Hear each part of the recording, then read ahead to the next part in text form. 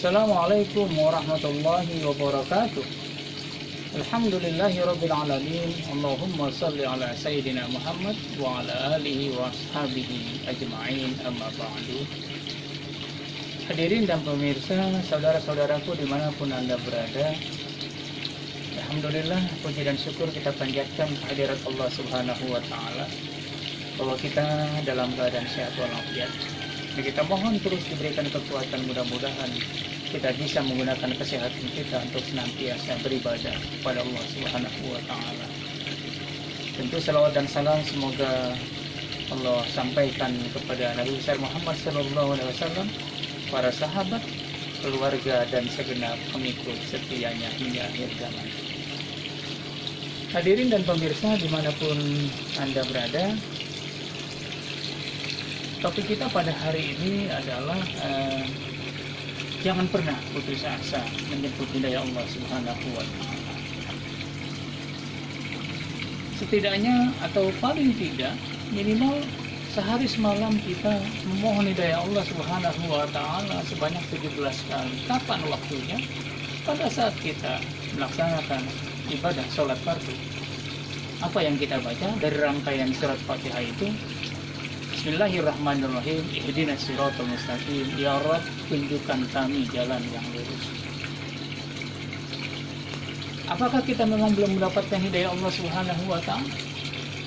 Atau masih ada hidayah Allah Subhanahu wa Ta'ala yang perlu kita usahakan, kita gapai, kita kejar untuk mendapatkannya? Saudaraku yang dimuliakan Allah Subhanahu wa Ta'ala, benar memang ada hidayah Allah Subhanahu wa Ta'ala yang sudah diberikan kepada kita semua. Setidaknya ada 4 macam hidayah yang Allah sudah berikan kepada kita. Yang pertama adalah hidayatul wujdan al-fitri atau hidayatul fitri al-ilahi, hidayah insting.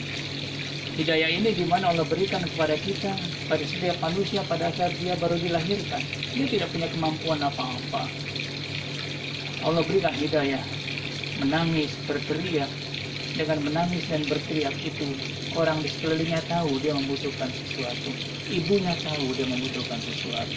Lalu yang kedua adalah hidayatul hawas, hidayah panca indera. 5 indera Allah berikan kepada kita. Ada hidayah pendengaran, ada hidayah penglihatan, ada hidayah penciuman, ada hidayah pengucap, dan hidayah perasa. Allah lekatkan pada telinga kita hidayah pendengaran. Allah lekatkan pada mata kita hidayah penglihatan. Allah lekatkan pada hidung kita hidayah penciuman. Pada lidah kita hidayah pengecap. Pada kulit kita Allah lekatkan hidayah merasa. Semua itu dapat kita terima atas dasar hidayah Allah Subhanahu wa Ta'ala yang Allah berikan begitu saja. Lalu yang ketiga, hadirin yang dimuliakan Allah Subhanahu wa Ta'ala, adalah hidayatul aql, hidayah akal. Ini luar biasa. Dengan hidayah akal ini, setiap kita bisa eksis hidup di muka bumi ini. Kita bisa melanjutkan kesinambungan hidup kita. Kita bisa merekayasa kehidupan kita di muka bumi ini. Tetapi jangan lupa bahwa akal ini punya kelemahan-kelemahan. Karena akal ini punya kelemahan, maka kemudian Allah lengkapi lagi dengan hidayah seperti hidayah agama.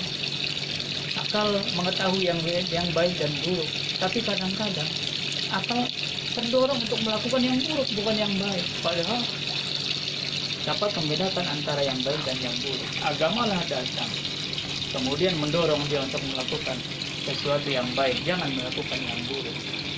Akal hanya bisa menangkap hal-hal yang konkret, yang kasat mata, tetapi tidak bisa menangkap yang abstrak. Maka informasi-informasi tentang dunia akhirat, dunia lain setelah kita diwafatkan Allah Subhanahu wa Ta'ala, agamalah yang menjelaskan bagaimana di alam barzah, bagaimana di alam mahsyar pada saat kita dihisab oleh Allah Subhanahu wa Ta'ala, bagaimana keadaan orang yang berada di surga dan di neraka. Itu semua agama yang menjelaskan. Akal tidak bisa menjangkau. Lalu 4 hidayah ini ternyata belum cukup. Kita belum cukup dengan 4 hidayah ini. Ada hidayah, satu hidayah yang harus kita usahakan sekuat tenaga. adalah hidayah taufik wal ma'unah. Hidayah ini Allah tidak berikan begitu saja. Allah hanya akan berikan kepada orang-orang yang berusaha keras untuk mendapatkannya, untuk menggapainya. Dan inilah yang diberikan oleh Allah Subhanahu wa taala. Walladzina jahadu fina lanahdiyannahum subulana. Kata Allah Subhanahu wa taala, orang-orang yang berusaha keras maka dia akan mendapatkan hidayah itu. Apa itu hidayah taufik dan al-maunah itu? Hidayah ini diberikan Allah Subhanahu wa taala kepada diri setiap orang atau seseorang, di mana dia selalu melakukan perbuatan-perbuatan dan perilakunya sesuai dengan keinginan Allah Subhanahu wa taala. Dia tahu atas dasar akalnya dan pengetahuan agamanya, lalu dia lakukan itu sesuai dengan keinginan Allah Subhanahu wa taala. Sebab banyak orang yang tahu tentang fadilah membaca Al-Qur'an. Dia tahu pesan-pesan agama itu, tetapi dia belum tentu mau melakukannya. Hanya orang-orang yang mendapat hidayah taufik dan ma'unah yang rajin melakukannya. Dia tahu fadilah salat duha atas dasar pengetahuan agamanya, tetapi dia belum tentu mau melaksanakan salat duha itu. Dia tahu salat tahajud luar biasa nilainya, tetapi belum tentu dia mau melakukan salat tahajud itu. Disinilah pentingnya hidayah taufik dan ma'unah dari Allah Subhanahu wa taala. Bahkan yang dramatis, jamaah yang Allah muliakan, rasa-rasanya banyak orang tahu kalau harta seseorang itu adalah milik dia, tetapi pengetahuannya tidak banyak berpengaruh. Justru dia melakukannya mengambil harta orang lain, dia menipu, dia berkhianat, dia tidak amanah, dia melakukan pendustaan. Itu semua bukan karena dia tidak tahu dengan akalnya, bukan karena dia tidak paham soal ajaran agama, tetapi dia belum terbimbing oleh hidayah ma'unah Allah, hidayah taufik dan ma'unah Allah Subhanahu wa ta'ala.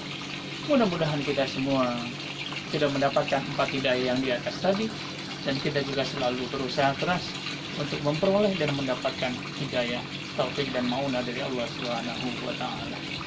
Dengan demikian kita bisa selamat hidup di dunia dan bisa sukses hidup di akhirat kelak nanti. Mudah-mudahan bermanfaat buat kita semua. Hadanallahu iyyakum ajmain.